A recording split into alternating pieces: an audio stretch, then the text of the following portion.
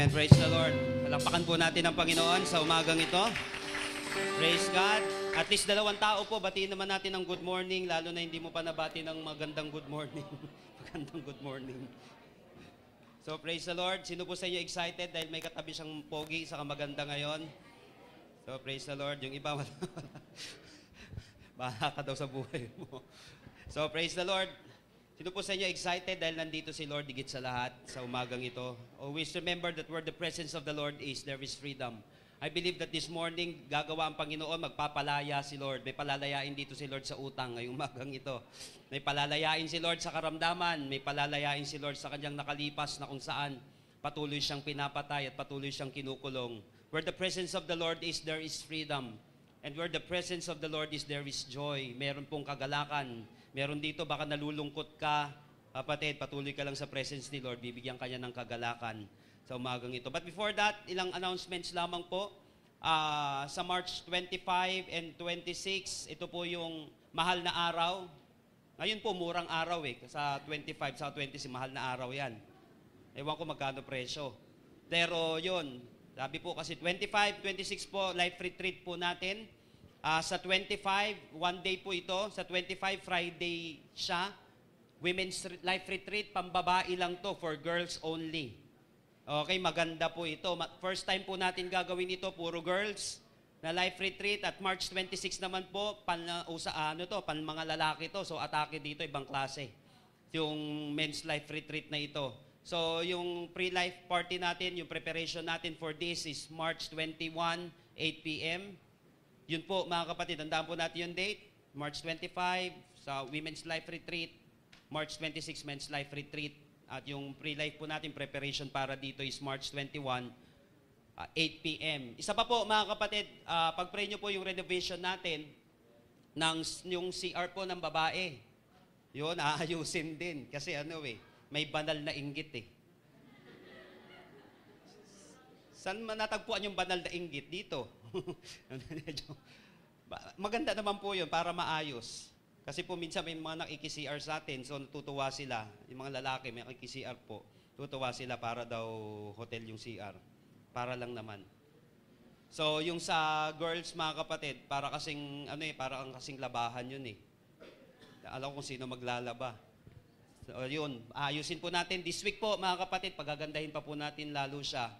This week at next week po, pag-pray natin, magkakaroon tayo ng church, yung building po natin, yung external makeover. So dito po sa labas, ayusin natin siya, palalagyan ko pong malaking krus yun sa harapan.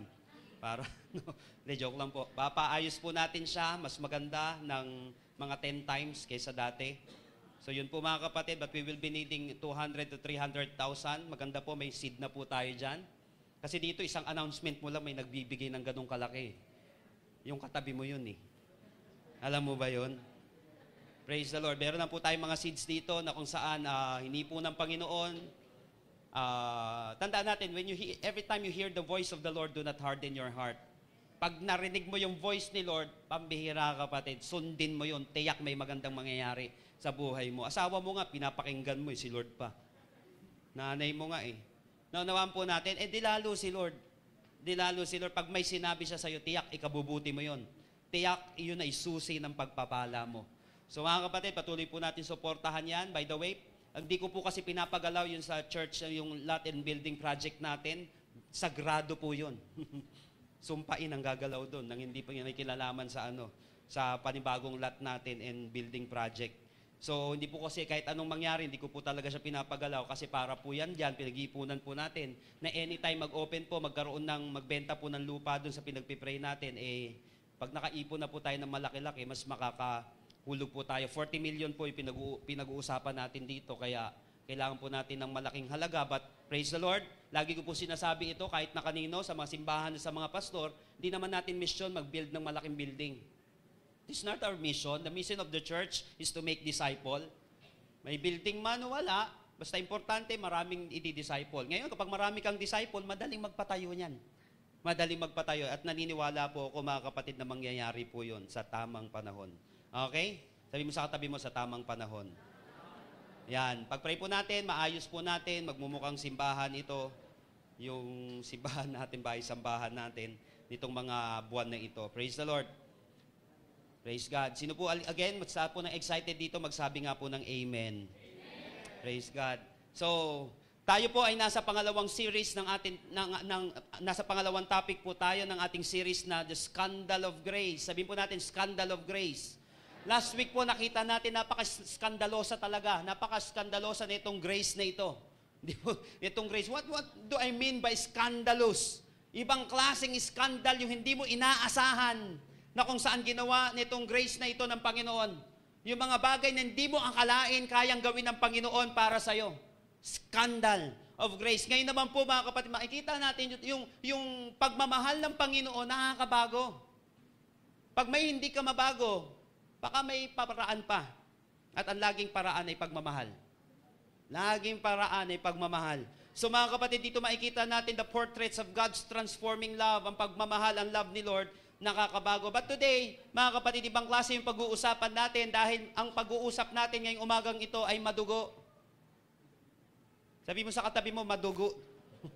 Madugo po ang pag-uusapan natin ngayong umagang ito. Alam niyo po ba na napaka-importante po ng dugo? Dito po may problema, mayroong paborito dito, dinuguan.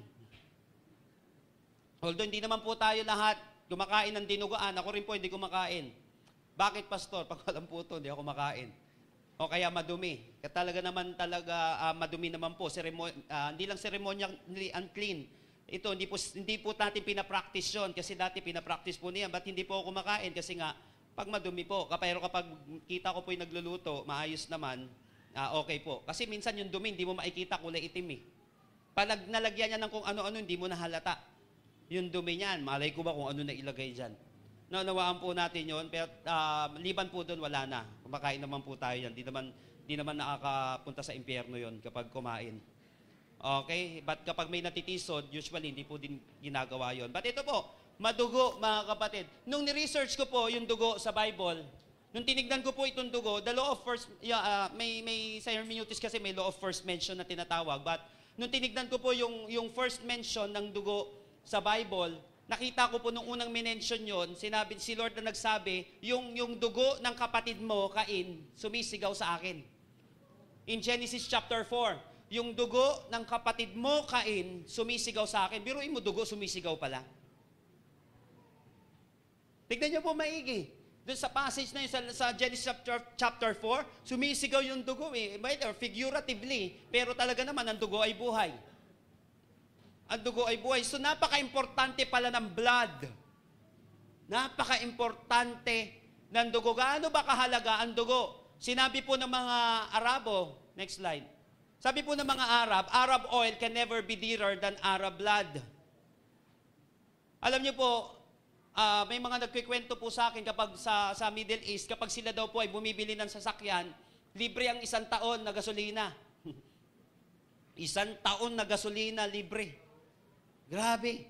Saka mas mahal, hindi po biro yun, mas mahal pa halos ang tubig kaysa langis. Mas mahal pa po. But sinabi nito, importante po kasi sa kanila din yung langis kasi nga dito sila nagiging mayaman. But sabi nila, ito man ang pinagkukuhaan namin ng yaman, itong oil na ito. Pero mas importante pa rin sa amin yung buhay ng mga kababayan namin. Mas importante pa rin yung dugo nila kesa sa mga oil na ito. Ganun nila pinapahalagahan ang kanilang mga kababayan. Alam niyo po, why blood is important to the human body? Bakit po ba importante yung blood sa human body? Of course, it transfers yung oxygen natin, mga kapatid, yung minerals, yung vitamins sa bawat organ ng ating body. It also helps infection in open cuts. Napaka-importante po ng dugo, mas mabilis magsara yung cut natin, yung sugat natin kapag may dugo. By the way, kapag walang dugo, walang sara ang sugat. Ang hirap magsara ng sugat, so kinakailangan natin ng dugo. Okay? Tandaan natin that blood is a body fluid that delivers essential substances like nutrients and oxygens to the cell. Blood also transports carbon dioxide and other waste products away from the body. Itong blood na ito yung nagtatransport palayo din naman yung mga waste products natin, yung carbon dioxide away from the body. So makikita po natin na napaka-importante ng dugo. Sa kabilang banda, lalo na po ngayong parating na mahal na araw, Holy Week sa ating bansa o sa buong mundo, gaano naman ba, madalas pinag-uusapan naman ang dugo, especially ang dugo ni Kristo. Gaano naman kahalaga ang dugo ni Kristo sa iyo at sa akin at sa buong mundo? May halaga ba ito? O walang halaga ito? So ngayong umagang ito, mga kapatid, tignan po natin maigi kung gaano kahalaga ang dugo ni Kristo, ano ang kaya nitong gawin sa atin. Bakit ito pinag-uusapan? Yung iba, sige, blood of Jesus, blood of Jesus. Ano yung blood of Jesus na yan?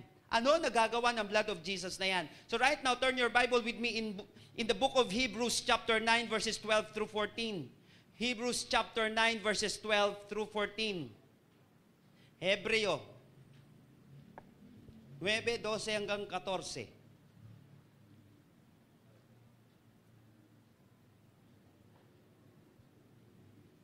Basahin ko po muna sa magandang balita, Biblia. Minsan lamang pumasok si Kristo sa dakong kabanal-banalan. Yan, minsan lang. Sabi dito, minsan lamang pumasok si Kristo sa dakong kabanal-banalan. Importante po yun. Mamaya papaliwanag ko yung minsan lamang. At ito'y sapat na. Sabi nga po natin, sapat na. Hindi dugo ng mga kambing at guya ang kanyang inihandog, kundi ang sarili niyang dugo. Para mapatawad tayo sa ating mga kasalanan magpakailanman.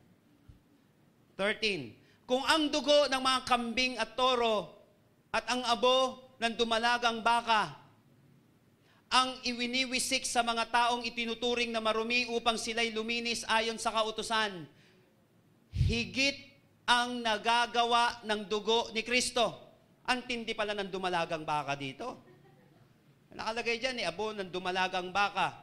So kapag di nadalaga, hindi pwede yon. Ganun kasimple po yon. Aalamin mo, tatanungin mo ngayon yung bakang yon. Okay? At ang abo ng dumalagang baka, ang winiwisik sa mga taong, ano iniisip nyo ha? Winiwisik ng mga taong itinuturing na marumi upang sila'y luminis ayon sa kautusan. Ulitin ko, verse 14. Higit ang nagagawa ng dugo ni Kristo. Sa pamamagitan ng walang hanggang espiritu, inialay niya sa Diyos ang kanyang sarili bilang handog na walang kapintasan. Bilang handog na walang kapintasan. Maniwala ang kapatid, maraming tao mahilig mamintas. Kala nila wala naman silang kapintasan. Lahat ng tao po may kapintasan. Kahit yung katabi mo pogi at maganda, sexy pa, lahat yan may kapintasan. Tignan mo katabi mo. Maganda yan, saka pogi yan. Pero alam mo ba, may kapintasan din yan. May kapintasan ng bawat isa sa atin. Kaya nga, kailangan mo ang Panginoong Hesukristo dahil siya walang kapintasan. Okay? Ang kanyang dugo ang luminis sa ating puso't isipan sa mga gawaing walang kabuluhan upang tayo'y makapaglingkod sa Diyos na buhay. So dito po sa passage na ito, in this passage, the author pointed out the power of the blood of Jesus. Sabi nga po natin, power. Yan, dyan tayo magaling, di ba? Power. Yung kapangyarihan ng dugo ni Kristo. Makikita natin, ano ba yung kapangyarihan ng dugo ni Kristo? Ano ba ang kayang gawin nito sa atin? So this morning, let me ask you this. Are you ready to experience the power of the blood of Jesus? Naniniwala po ako mga kapatid na ngayong umagang ito mararanasan mo at mararanasan ko ang kapangyarihan ng dugo ni Kristo. Kung makapangyarihan ng dugo ng dumalagang baka. O kapangyarihan ng dugo ng mga kahayupan dito na tinuro.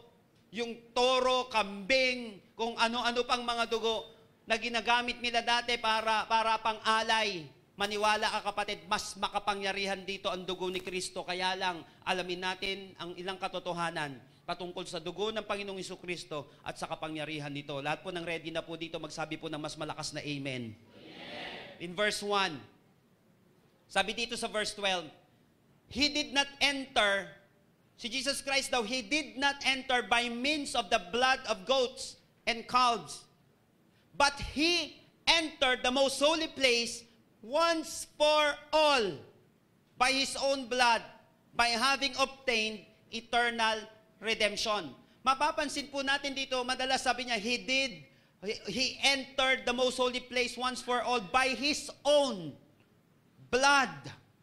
By His own blood. Hindi sinabi dito, pwede ba yung Pwede ba, dugo na lang ni Satanas ang ilagay natin dito? Pwede po ba dugo ni Satanas? Hindi. Wala naman dugo yun espiritu yun Kaya nga, mga kapatid, may isa tayong Diyos, may 3 persona.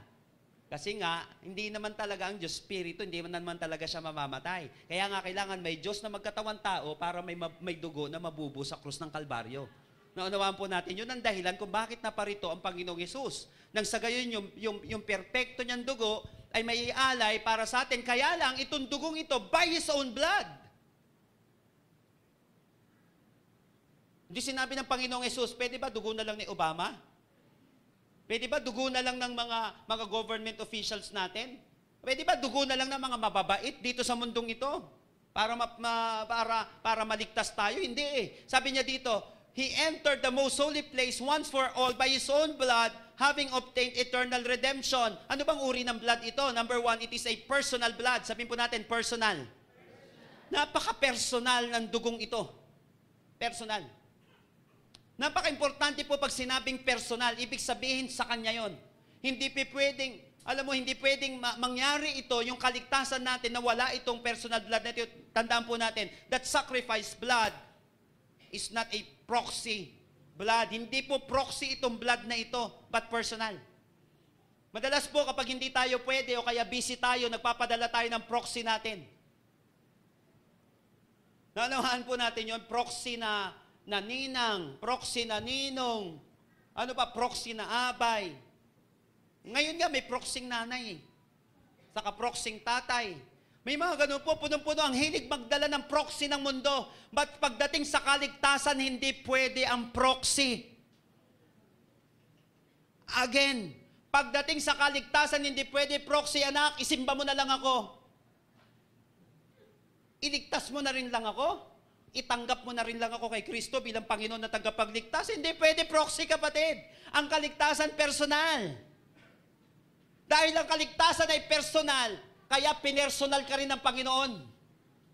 Ang kaligtasan natin ay personal, kaya yung ginawa niya ay personal din. Gusto ni Lord, personalin mo rin siya. Amen po ba? Kapag pupunta ng simbahan, kailangan personal.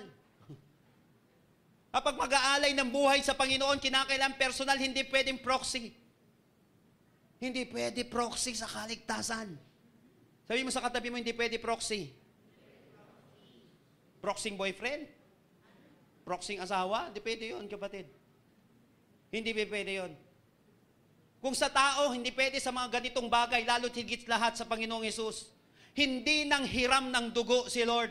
Sabi dito, He entered the most holy place once for all by His own blood.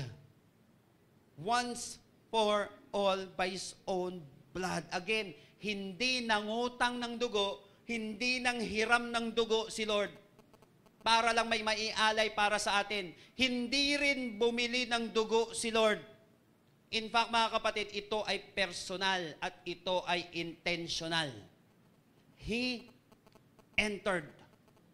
Kasi kapag hindi ito intentional at hindi ito personal, maniwala kapatid, sa hirap na mararanasan niya, hindi na siya tutuloy. Ito po ay personal. At ito ay intentional. Kaya nga po ang kaligtasan intentional din.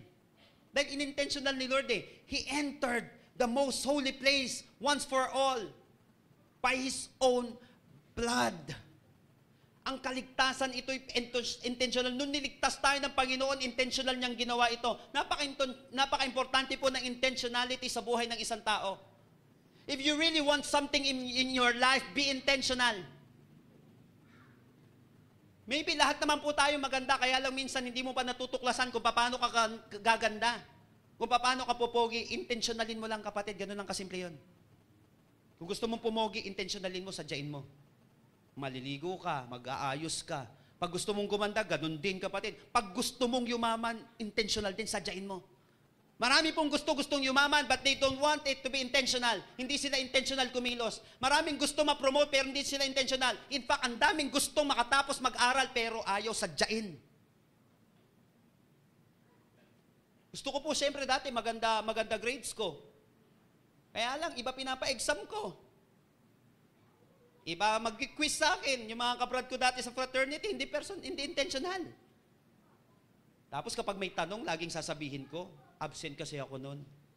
Ganun na lang lagi pag hindi alam. Absent ako nun, bakit hindi intentional? Kapag may gusto ka sa buhay, kapatid, dapat intentional. Dapat sinasadya. Naunawaan po natin. Sabi mo sa katabi mo, dapat sinasadya. Pag gusto mong magka-boyfriend, sinasadya. Pag gusto mong magka-girlfriend, sinasadya. Pero kung ako sa'yo, huwag ka maghanap ng boyfriend at girlfriend, hanapin mo, mapapangasawa. Dahil ikot-ikot lang ang buhay mo dyan, kapatid. Bakit? Maraming pwedeng maging boyfriend at girlfriend. Kung yan lagi ang hinahanap mo, hanapin mo, mapapangasawa. Be intentional. Pag gusto mo makapagtapos ng pag-aaral, sadyain mo, kapatid. Pag gusto mong yumaman, sadyain mo. Kapag gusto mong ma-promote, sadyain mo. Kapag gusto mong mabago buhay mo, sasadyain mo rin. Importante ang sinasadya. Bakit? Dahil si Lord sinadya niya nung ikaw ay iligtas. Come on, palakpakan nga po natin ang Panginoon sa umagang ito. Kung ang paglago ay sinasadya, ang pagsagana ay sinasadya, ang kaligtasan din naman po ay sinasadya. Kapatid, pinersonal ka ni Lord, dapat personalin mo rin siya. Buti na lang hindi tinamad si Lord. Sabi niya dito, He entered into the most holy place once for all by His own blood. Napansin niyo po ito mga kapatid, buti na lang hindi tinamad si Lord nung inialay niya ang kanyang buhay para sa atin. Napansin niyo po ang laki ng kinalaman ng katamaran para hindi maranasan ng isang bagay sa isang tao. Simpleng katamaran, pwedeng hindi mo na maranasan ang magagandang bagay sa iyong buhay. Si Lord, sinadya niya, hindi siya tinamad. Buti na lang, hindi tinamad si Lord. Maraming hindi tayo nagagawa dahil minsan tinatamad tayo.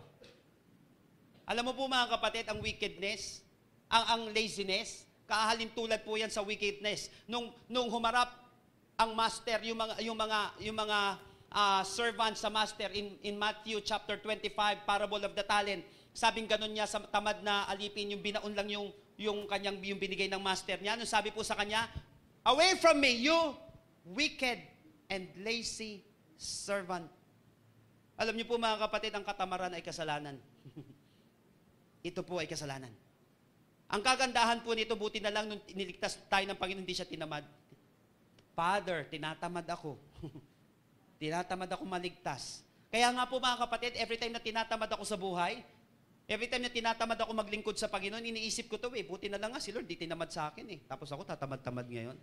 What if si Lord tamarin din? Gusto tinatamad ako magsimba? What if si Lord tamarin din bigyan ka ng buhay? Pastor, tinatamad ako mag-pray. What if si Lord tamarin din na tugunin ang panalangin mo? What if si Lord tamarin din na bigyan ka ng buhay ngayong araw na ito? Kaya mga kapatid, sa Kristiyano, bawal ang tamad. Tell to your neighbor, sabi mo sa kanya, bawal ang tamad. Lalo pagdating sa Panginoon, kapatid, huwag kang tatamarin. Iisipin mo na lang, what if si Lord tamarin din sa akin? Tamarin kaya siya sa akin? Naunawaan po natin, buti na lang, hindi tinamad si Lord. Buti na lang, nung ibinigay niya ang kanyang buhay, hindi siya natakot para sa atin. Again, mga kapatid, ginawa niya ito with intentionality. Ginawa niya ito, mga kapatid, para sakripisyo sa atin. Hindi nang hiram, hindi bumili, hindi nagnakaw ng dugo, kundi sarili niyang dugo ang binigay niya sa atin, mga kapatid. Kaya nga, napaka-importante, napakabigat ng kaligtasan natin, mga kapatid, kasi ito ay personal na dugo ng Panginoong Hesus. Hindi niya ito hiniram kahit na kanino, kahit na importanteng tao, personal na dugo niya ang binigay niya dito, kapatid. Pinagpaguran ka ni Jesus. Pinagtiisan ka ng Panginoong Hesus. Pinag-alayan ka ng personal na dugo ng Panginoong Hesus. Kaya po, ganito makapangyarihan ang dugo ni Kristo kasi ito ay hindi hiram na dugo. Hindi nakaw na dugo, kundi personal na dugo. Pangalawa po, mga kapatid, in verse 12, babasahin ko po siya, mga kapatid, sa New International Reader's Version. Sabi po dito, He did not enter by spilling the blood of goats and calves. He entered the most holy room by spilling His own blood. By spilling His own blood. By the way, pag nababasa niyo po itong holy place, most holy place, kasi dati po may mga holy place lang diyan, may most holy place.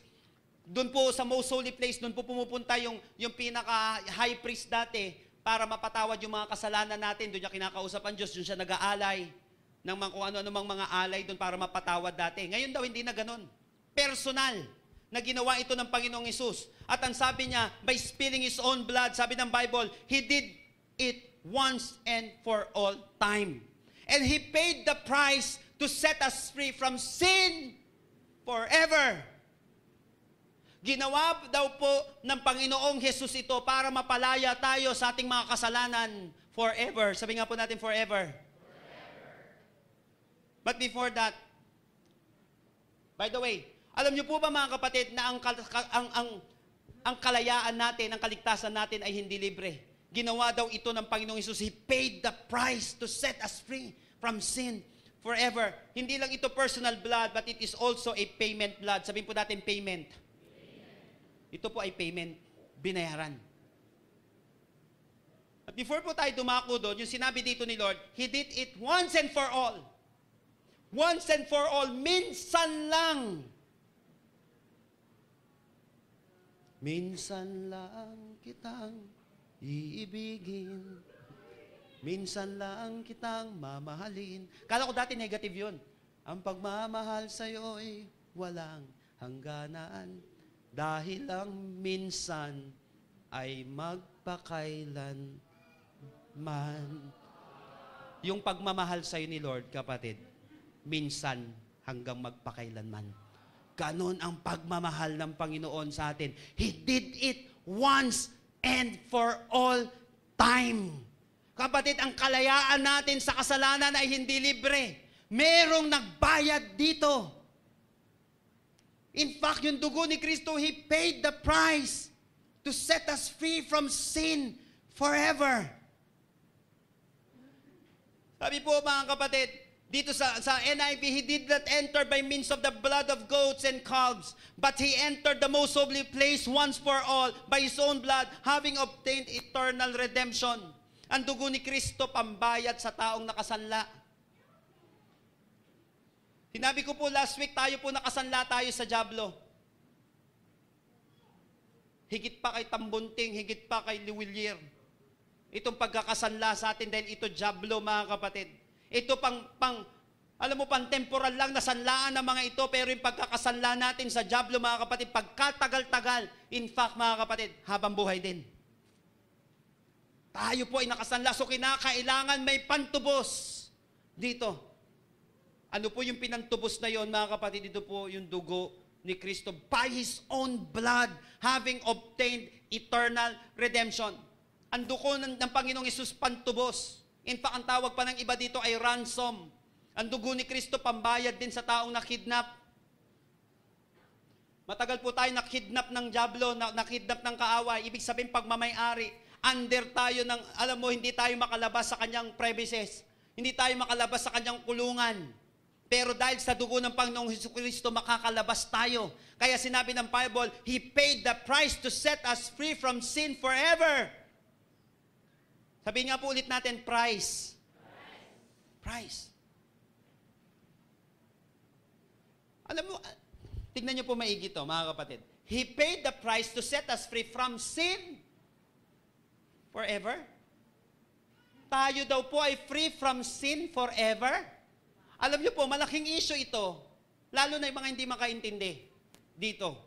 But yung pinakasimpleng pamamaraan lang po para maipaliwanag ko ito na mas maayos, mga kapatid. Yung sinabi dito na He paid the price to set us free from sin forever. To set us free from sin forever? Pastor, paano yun? Na kay Kristo na ako, nagkakasala pa ako. Ang ibig sabihin po nito, mga kapatid, listen to this. Hindi po tulad ng mga taong walang dugo ni Kristo. Kapag kasi walang dugo ka ni Kristo, kahit na anong gawin mong kabutihan, hindi ka maliligtas. Ephesians 2:8 and 9. Listen.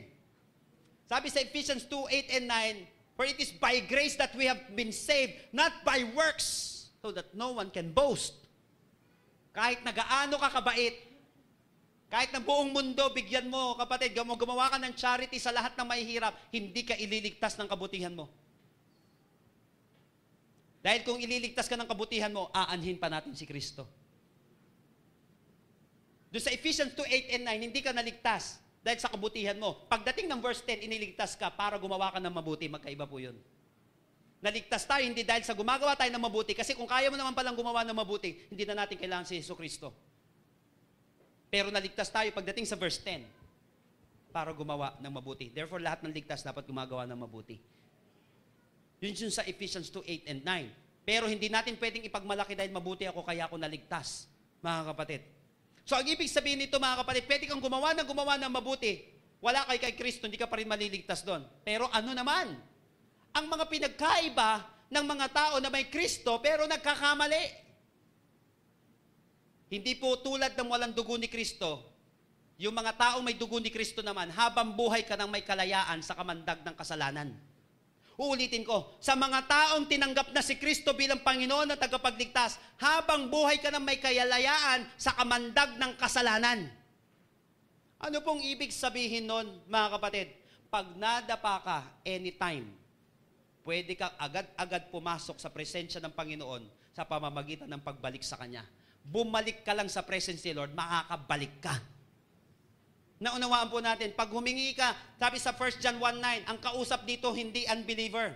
Importante po sa pagbabasa ng Bible, tignan yung context. Sino po ba kausap nun? For example, lagi ko po sinasabi sa mga estudyante ko, yung, nabasa nyo na po yung Revelation 3:20, I stand at the door and knock. If anyone hears my voice, papasok daw ang Panginoon doon sa bahay na yun, magsasalo silang kumain. Madalas ginagamit, nababasa po natin sa mga leaflet, sa mga booklet, ginagamit pang evangelism. Hindi pang evangelism yun.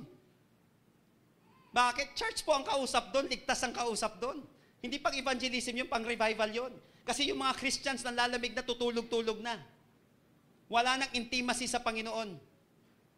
Wala na silang intimacy sa Panginoon. So yung sinabi ko nga po sa 1 John 1:9, if we confess our sins, He is faithful and just. Ang kausap po doon, Christian. So anytime na ikaw ay magkamali at gusto mong ayusin muli ang buhay mo, kapatid, anytime makakapasok ka sa presensya ng Panginoon. Bakit? Bayad na ang kaligtasan mo. He paid the price to set us free from sin forever. Come on, mas malakas na palakpak para kay Lord. Bayad na, kapatid. Bayad na. Alam mo ba, kapatid, yung pagpapala mo, bayad na rin. Anytime pwede ka nang lumapit sa Panginoon. Alam mo ba, kapatid, yung mga blessing natin sa Panginoon, bayad na yan. Kukunin mo na lang. Kaya sinabi, ask and you shall receive, seek and you shall find, knock and the door will be opened unto you. Sabi dito, He paid the price to set us free from sin forever. Habang buhay ka ng malaya, kapatid, kasi nga bayad ka na. Kung ikaw ay nag-aagam-agam pa, maybe tanungin mo maigi ang sarili mo. Kung ikaw ay tumanggap na sa Panginoong Yesus. Pero kung may personal ka ng relasyon sa Panginoong Yesus, dapat ilagi mong ilagay sa isip, sa puso mo, kapatid, bayad na ako, Satanas, wag mo akong pigilin. Kapag ikaw, kapatid, ay papasok sa presence ng ating Panginoon, kapag ikaw nagda-doubt, kapag ikaw may struggle ka, but you believe that you already have a personal relationship with the Lord, pero sinasabi sa'yo ng Panginoon, may guilt ka, wala kang karapatan na lumapit kay Lord, wala kang karapatan na lumaya, wala kang karapatan sumamba, sa impyerno ka na lang, kapatid, isampal mo sa makapal niyang mukha yung salita ng Diyos. Sabihin mo sa Kanya, Satanas, wag mo akong binabato ng guilt mo, bayad na ako, tumabi ka dyan. Papasok ako sa presence ng Panginoon. Kapatid, bayad ka na. Kaya nga importante ang word. Kapag binibigyan ka ng guilt ni Satanas, kapag hindi ka pinapalaya ng dyablo, isampal mo sa makapal niyang mukha ang salita ng Diyos at sabihin mo, Satanas, sabi dito, He paid the price to set us free from sin forever. Habang buhay ang kalayaan ko. Kaya importante itong mga pinag-aaralan natin ngayon. Kapatid, bayad ka na. Sinabi po sa 1 Corinthians chapter 7 verse 23, next slide. God paid, ito matindi, a high price. Ang taas ng presyo mo, kapatid. Ang taas ng rate mo. 1 Corinthians 7:23, God paid a high price for you. Sabi mo sa katabi mo, for you. God paid a high price for you. So don't be enslaved by the world. Binayaran ka ng malaking halaga. Kapatid, para sa'yo daw. Para sa'yo. Hindi simpleng halaga ang ibinayad ng Panginoon, dugo niya ito, kapatid. High price. Kasi kapatid, ang value mo para sa harap ng Diyos hindi maliit. Kung ang tingin mo sa sarili mo, ang baba ng pagkatao mo, ang baba. Alam mo, listen to this, ang mundo, pabababain ang pagkatao mo eh. Ang kasalanan, pabababain yung pagkatao natin eh. Ang mundo, pabababain ang pagkatao natin. Even, sino po sa inyo dito minsan sarili mo minamaliit mo? Ang problema, minsan ang liit-liit na minamaliit pa yung sarili. Kapatid, kung maliit ka man, wag mo na maliitin sarili mo. Naunawaan po natin mga kapatid. Alam mo ba, ang diablo punong-puno sa pamamaliit sa atin. Lagi sasabihin, bibigyan ka ng guilt ng diablo, ito ka, ito ka, ito ka, ito ka. Laging ganun sasabihin, ito kasalanan mo, ito dating buhay mo. Kapatid, sino po sa inyo madalas paalalahanan ka ng diablo? Ito ka, ito ka. Kapag ikaw pinapaalalahanan ka ng diablo, lagi mong sasabihin ito, God paid a high price for me. Mataas ang ibinayad sa akin ng Panginoong Yesus. Naunawaan po natin mga kapatid, ibig sabihin hindi ka simple sa harapan ni Lord. Simple ka man sa harapan ng ibang tao, simple ka man sa mundo, kapatid, mataas ang level mo para kay Lord. Pang mataas na level ka kasi high price ang binayad sa'yo ng Panginoon. God paid, sabihin po natin paid. Again, bayad na. Naisip ko lang po mga kapatid na ang gastos pala ng kaligtasan. Ang gastos pala ng kaligtasan. Akala ko dati ang kaligtasan libre. Yun pala may bayad. Sa atin libre. Pero ang kaligtasan technically, biblically, theologically may bayad. Bakit? Binayaran ng Diyos. Ang taas eh. Sino po sa inyo recently, ngayong buwan na ito, may binayaran ka napakataas? Pastor, ang taas ng binayaran ko sa kuryente. Bakit? Taas din naman ang gamit mo eh. Pastor, taas ng binayaran ko sa gasolina, taas din naman ang gamit mo eh. Although sa Pilipinas talaga, taas-taas ng bayad natin sa kuryente. Kaya boboto tayo ng maayos na presidente. Para maayos ang ating kuryente. Ang taas ng bayad. Bakit ka nagbabayad ng mataas? Sino po sa inyo dito recently bumili ng sasakyan? Ako po ngayon, nagpipray na ako kay Lord. Lord, palitan mo na itong sasakyan ko. Kaya lang, ang taas. Yung bibiling ko sasakyan, 32,000 a month. Ay, gabi. Diyos ko po. Sabi ko, ba't ang taas? Ang ganda rin naman eh. Biruin mo, magsasalita ka lang, umaandar. Go. Parang kabayo eh. Sabi sa inyo, babalik din tayo sa dati. Dati gusto nila ngayon, sinasabihan, parang kabayo. Sabi, wiper. Bigla mo gaganon. Kulang na lang, kaliwa, kanan. Ganun, sabi sa inyo, kabayo na lang bilhin natin. Kaya alam, maganda. Sabi ko ganda, mahal-mahal naman nito. Alam mo, parang may bumulong sa akin, mahal yung binibili mo, ganda-ganda niyan eh. Naunawaan po natin mga kapatid, kasi maganda yung bibilin mo. Kaya mahal, kasi maganda. Kasi may value. Kaya ka niligtas ng Panginoon, maganda ka kasi. Pogi ka kasi, may halaga ka kasi kay Lord. Kung maliit ang tingin mo sa sarili mo, kapatid, huwag kang maniwala sa sinasabi mo at sinasabi ng mundo. Mas maniwala ka kay Lord, kapatid, may halaga ka sa Panginoon. Come on, palakpakan nga natin ang Panginoon. Bakit ba taas ang halaga na binayad sa'yo? Kasi may halaga ka. Importante po para maka-bounce back ang isang tao, para umarangkada at umangat ang isang tao, importante malaman mo muna sa sarili mo na may halaga ka. Naunawaan po natin mga kapatid. Kasi hanggat ang baba-baba ng tingin natin sa sarili natin mga kapatid, ang hirap umusad. Hindi tumatagal. Hindi sumasagana buhay. Alam niyo po mga kapatid, bakit? Ibang klase yung hiya. Alam niyo po ba bakit daw laging nakayuko yung mga, alam niyo na yata ito eh. Bakit laging nakayuko yung mga, alam mo to, yung mga biik? Nahihiya eh, kasi nanay nila baboy.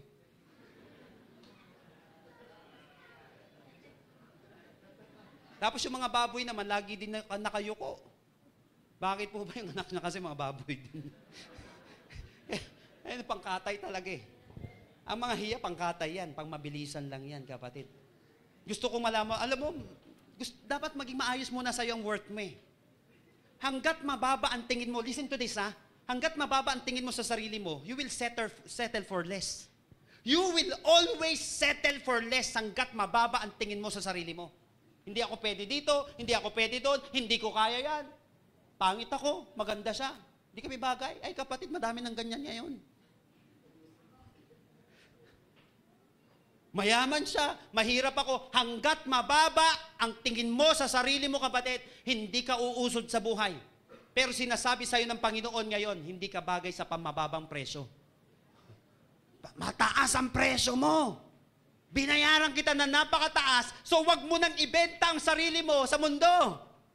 Pag the next time na bilhin ka ng mundo, the next time bilhin ka ng mga tao, kapatid, huwag kang papayag kasi bayad ka na napakamahal. Hindi ka na muli maaalipin. Hindi ka na muli, kapatid, makukuha ng dyablo. Kasi kahit na bilhin ka nila, wala nang kapantay, kapatid, ang ibinayad sa'yo ng Panginoon. Yung blood niya, kapatid, napakataas ng presyo. Wala nang tataas na ito, kaya huwag mo nang ipagpalit si Lord.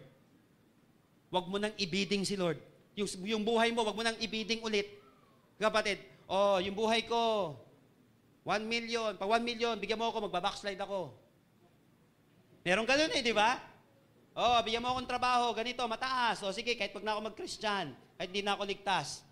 Binibid mo yung sarili mo kapatid. Pero pag alam mo, wala ka ng kapantay, hindi mo na muling ibibigay ang buhay mo sa mundo at sa dyablo. Bakit? Yung pinakamataas na presyo ang binigay ng Panginoong Hesukristo para sa iyo. Wala nang tataas sa dugo ni Kristo, kapatid. At wala nang makakakuha ulit sa iyo dahil bayad ka na. Come on, palakpakan natin ang Panginoon. Bayad ka na, kapatid. Lahat ng value may price. Lahat ng value may price. Ultimo yung sinasabing priceless, nalalagyan din pala ng presyo Naanoan niyo po mga kapatid, priceless yan. Kung magkano? Pwede yan, mga 5 million. Hindi priceless.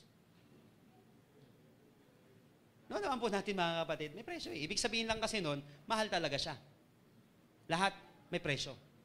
Pati ang kaligtasan mo may presyo, kapatid. Kaya lang kagandahan, yung pinakamataas na presyo na ang naibigay sa'yo. Wala nang tataas pa doon. Kaya nga po mga kapatid, napakalaking kasalanan na bilan ka ng ticket, tapos hindi ka na mapupunta.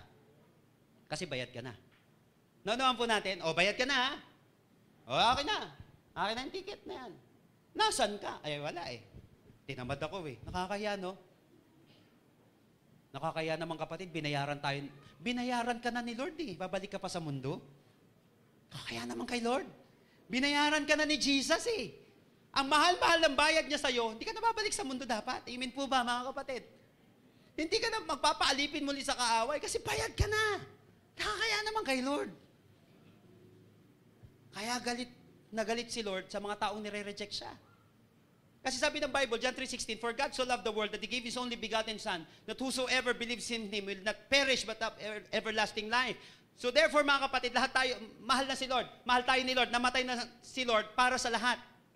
Maliwanag po yun, mga kapatid. Si Lord namatay para sa lahat, pero hindi lahat maliligtas. Kasi may whosoever doon. Mahal ni Lord lahat. Namatay si Lord para sa lahat. Kaya lang, kapatid, may bayad na yun Kaya lang, whosoever. Sino yung kukuha? Naunawaan po natin. Sino tatanggap? Minsan po, nakakita na po kayo yung binayaran na, tapos binalik sa'yo yung bayad. Dahil, ewan ko kung ano mang kadahilanan. Hindi na. Balik mo sa kanya yan. Nakakita na po na kayo ng ganon? Pwede pala. Pwede palang may nagbayad na sa atin, pero hindi mo tatanggapin yung inialok na bayad niya. Kahit na minsan gaano kalaki. Anong dahilan? Minsan pride. Dahil sa pride. Minsan ganun din ang tao, kaya bumabagsak ang tao because of pride. Dahil sa ibang tao, sasabihin ng ibang tao, pride pa rin yun, mga kapatid. Madami pong nag-reject kay Lord. Bayad na nga Namatay na si Lord, mahal tayo ni Lord, kaya lang may whosoever. Whosoever believes in Him will not perish. Remember this, church? Ang dugo ni Kristo, pambayad sa mga taong, ito maganda, sa mga taong hindi kayang magbayad. Pambayad sa mga taong hindi kayang magbayad. Meron na po ba kayong experience na kung saan may gusto kayong bilhin, pero hindi nyo kaya, kung wala sa budget, pero may isang tao bigla siya bumili para sa'yo? Siya ang bumili para sa'yo. Recently po, may mga kasama po ako sa mall, noong nakaraan, may isa pong pastor na bumili para sa anak niya ng mga ganitong gamit. Tapos po, ang ginawa ko, mga kapatid, nung nasa pila na kami, biglang ako nagbayad ng pambayad niya. Nung babayaran niya. Binayaran ko, hindi ko na siya pinaporma. Kasi nakausap ako ni Lord eh. Nakausap ako ng Panginoon. Alam nyo, kasi minsan sa buhay ko, nangyari na rin sa akin yun. Yung mga bagay na hindi ko kayang bayaran, dahil may pangangailangan ako, pero may nagbayad para sa akin. Ang sarap ng pakiramdam ng isang tao na kung saan hirap kang gawin yun, pero may tao palang may kakayanan na gawin yun para sa'yo. May mga mababait pa rin palang tao ngayon, yes. Kung sa mundong ito may mababait pang tao, kapatid, maniwala ka, mas mabait si Jesus dyan. Mas mabait si Lord. Dahil yung mga bagay na hindi mo kayang bayaran, binayaran niya na. Hindi mo kayang maligtas, hindi mo kayang mapunta sa langit. Pero sinabi ni Lord, hindi mo na kinakailangan magpakamatay pa. Kasi once and for all. Kaya sa darating na mahal na araw, kapatid, mahal na. Huwag mo nang ipako muli ang buhay, ang sarili mo, kapatid, kasi once and for all na yon. Naunawaan po natin, mga kapatid, yung ginawa ni Lord, minsan lang niya ginawa yon. Mga kapatid, at hindi na inuulit-ulit na ipinapako ang Panginoong Hesus sa krus dahil siya ay buhay na, mga kapatid. Siya ay buhay na at hindi na kailanman mamamatay. Kaya nga, mga kapatid, ang kagandahan dito, ulitin ko, may mga bagay na kung saan hindi tayo kayang bayarin, pero nagbayad na ang Panginoong Hesukristo para sa atin. Salamat na lang. Talaga naman, di ko kaya mapunta sa langit. Talaga naman, di ko kaya magtino. Ang hirap, kapatid. Talaga naman mahirap. Pero kapag may mga bagay na mahirap, isipin mo lagi, may nagbayad na para sa akin. Binayaran na ako ng Panginoong Hesus. Kaya ko nang makuha ito. Kaya ko nang mangyari ito. Kapatid, tandaan natin, ang dugo ni Kristo is a payment blood. Pambayad ito. Ito lang, kaisa-isahang pambayad para maligtas tayo. Napakataas ng presyo. And then lastly, ito pinakamatindi dito. Sabi dito sa verse 14, babasahin ko po sa Good News Translation. Since this is true, how much more is accomplished by the blood of Christ. Through the eternal Spirit, He offered Himself as a perfect sacrifice to God. Importante po ito, perfect. Sabihin po natin, perfect. Perfect sacrifice for God. This blood will purify our consciences from useless rituals. Ulitin ko His blood will purify our consciences from useless rituals so that we may serve the living God. Ang dugo ni Kristo is not just a personal blood, hindi lang ito payment blood, kundi ito rin ay purifying blood. Sabihin po natin, purifying blood. Nagpo-purify din pala itong dugong ito. Isa pa pong matinding epekto ng dugo ni Kristo, ito ay panlinis. Tingnan niyo po maigi The blood will purify our consciences. Dati ko po, hindi ko makita yon. Ang napapansin ko lang yung maigi dito, yung purify. But importante po nakalagay dito, His blood will purify our consciences. Panlinis ng konsensya. Ang hirap kumilos, kapatid, kapag nakukonsensya. Naranasan mo na makonsensya? Yung hindi mo masabi, hindi mo magawa, dahil nakukonsensya ka. Ang konsensya, kapatid, pahihintuin ka. Ang isip natin, kinakailangan linisin ito. Sa isip kasi nagsisimula ang pagbabago. Ngunit sa isip din naninirahan ang ikasisira ng ating buhay. Ulitin ko. Kasi sinabi sa Romans 12 verse 2, do not conform any longer to the pattern of this world, but be transformed by the renewing of your mind. Sa isip nagmumula ang pagbabago, pero sa isip din naninirahan ang ikasisira ng ating buhay. Ilan na po sa inyo dito nasira? Yung nakagawa siya ng mali kasi naisip mo. Pwede ba yun? Ni-rape na lang ng isang tao, yung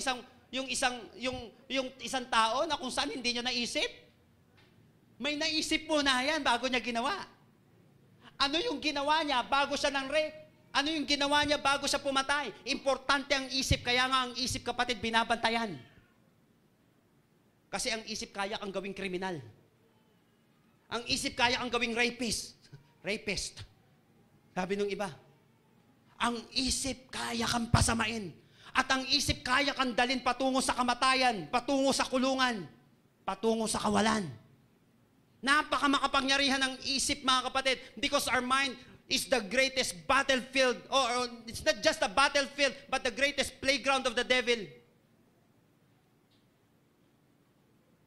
Laruan ng dyablo yan, kapatid.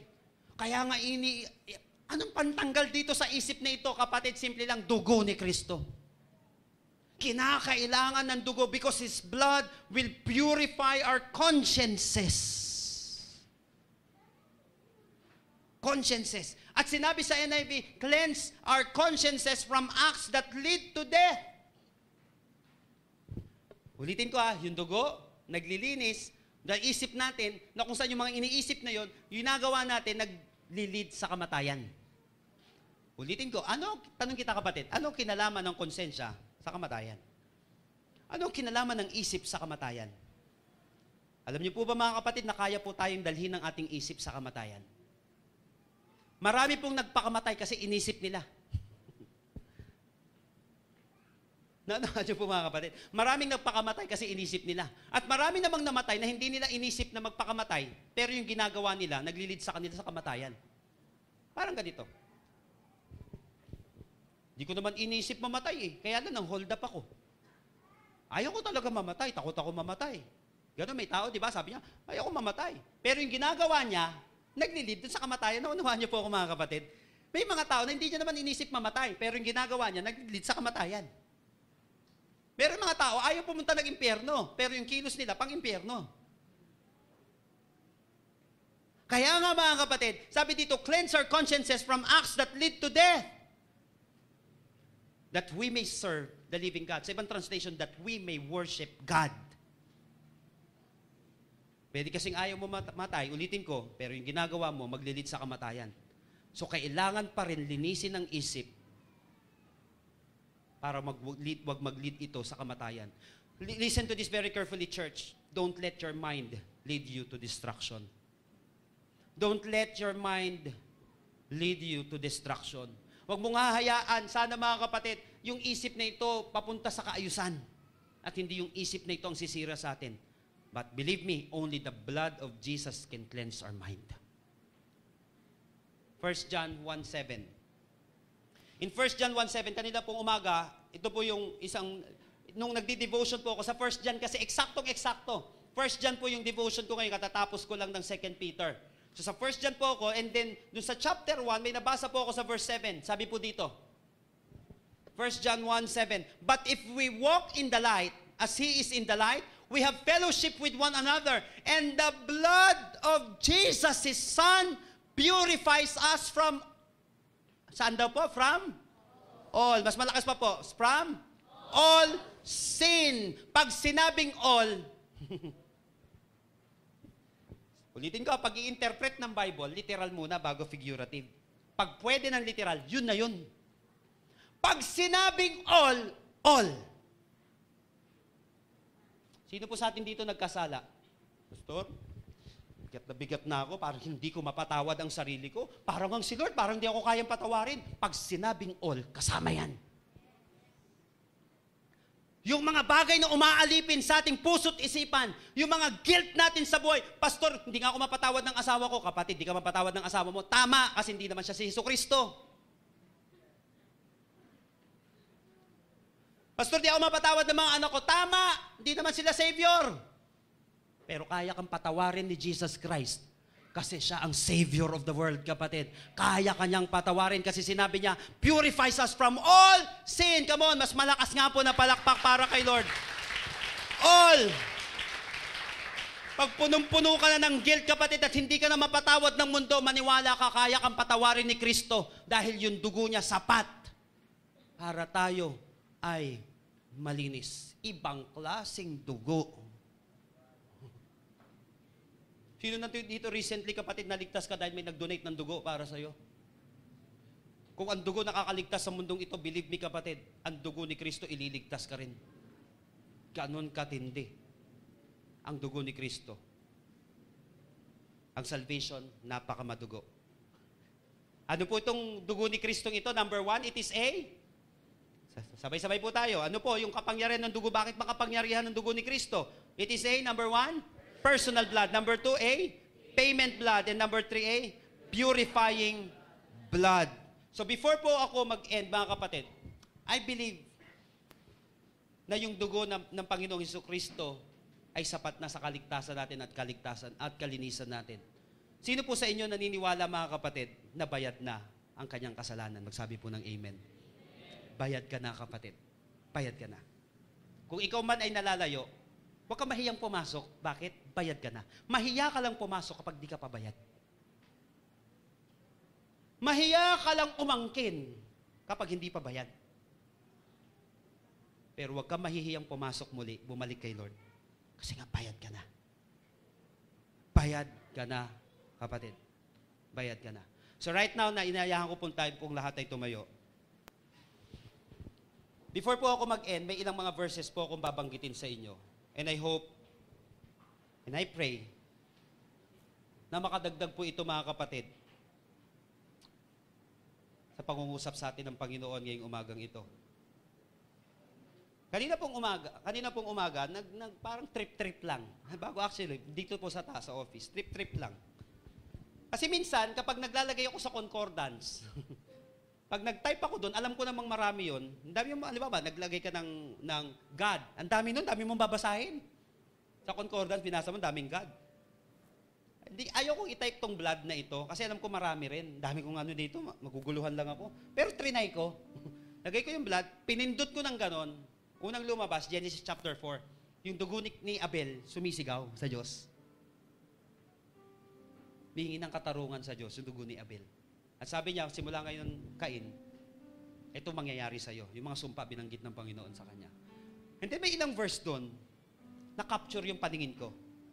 Number 1, Exodus chapter 12, verse 13. Sabi dito, but the blood on your doorpost will serve as a sign, making the houses where you are staying.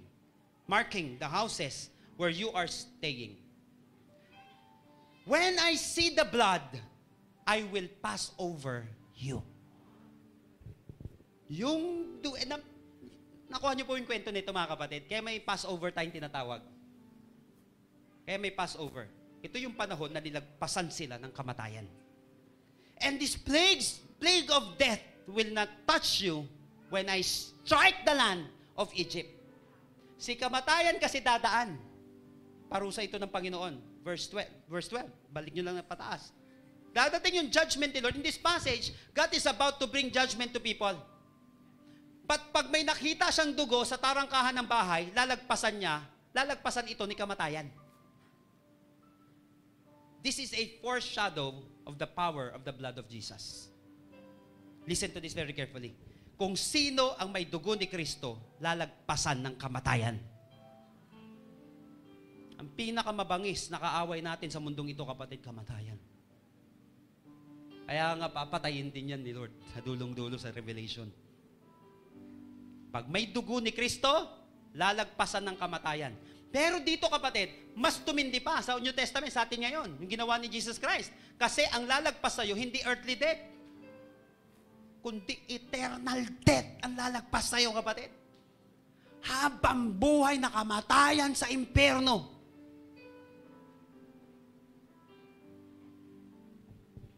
Alam niyo po, recently, dito kasi sa church po, may seminary tayo dito. And then, nung nagbubulay-bulay ako maigi, pinag-iisipan ko maigi, bakit ganito? Ang tawag sa kamatayan sa impyerno, eternal death. Pero kapag namatay ka, buhay ka ba, patay ka? Nakakaramdam eh. Mabilis na glimpse po. Bibigyan kasi tayo ng glorified body ni Lord, liban sa katawan mo, glorified body. Pati katawan pang impyerno, bibigyan ka rin ni Lord. Para maramdaman mo yun. So, yung kamatayan na yun, sabi ko, eternal death, nakakaramdam eh. Di patay ba o buhay? And then, nung pinag-aralan ko maigi ang death pala, kapatid, it's not just cessation of your breath. Nawala yung paghinga mo. Ang kamatayan, pwede palang buhay ka, pero parang patay ka rin, pero patay ka. Kasi ang tunay na kamatayan ay ang buhay na wala si Kristo. Yun ang tunay na kamatayan. Kasi sa impyerno, maniwala ka, kapatid, nakakaramdam ka dyan. Pero ba't patay ang tawag sa kanila? Wala si Lord sa buhay nila. Kaya nga ang mga tao, kapatid, na wala si Kristo sa kanilang buhay, spiritually dead ang tawag dun. Kasi wala si Lord sa buhay nila. Ito ang papawiin ni Lord. Pag nakita, judgment, impyerno, dadaan sa yung diablo, nakita may dugo ka ni Kristo, pambihira, lalagpasan ka. Therefore, mga may dugo na ni Kristo,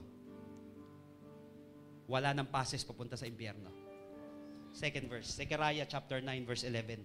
Because of the covenant I made with you, sealed with blood, I will free your prisoners from death in a waterless dungeon.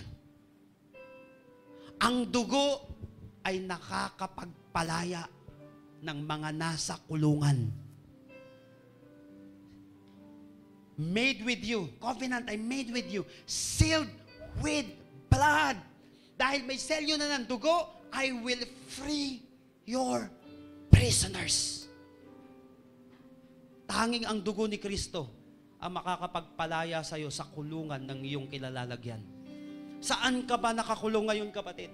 Pwede ka kasing, kapatid, malaya, wala naman behind the bars. Mga kapatid, wala ka naman sa likod ng rehas na bakal, pero pwede ka pa rin nakakulong.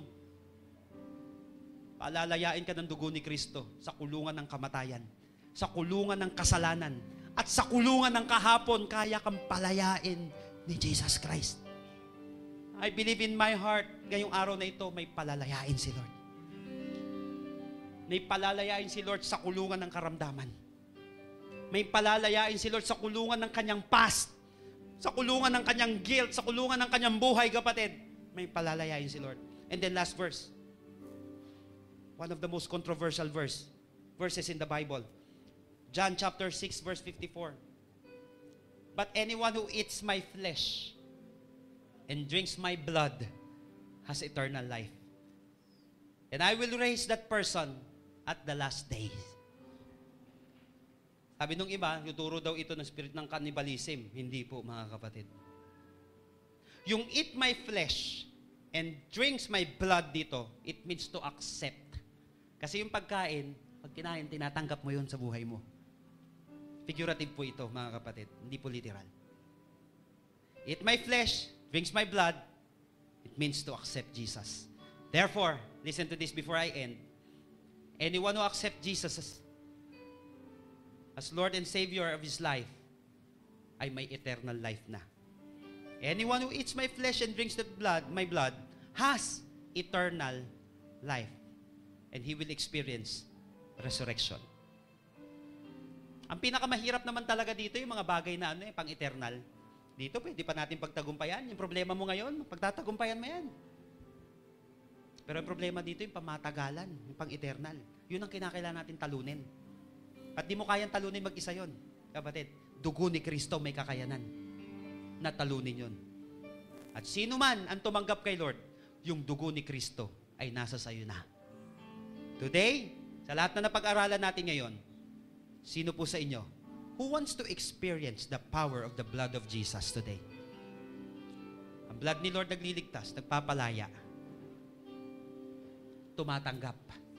Who wants to experience the blood of Jesus today?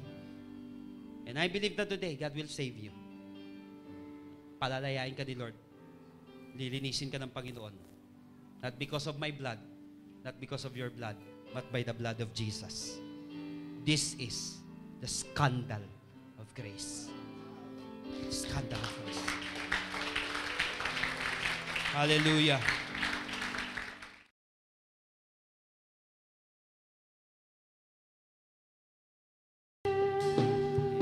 Amen. Praise the Lord. Palakpakan po natin ang Panginoon sa umagang ito.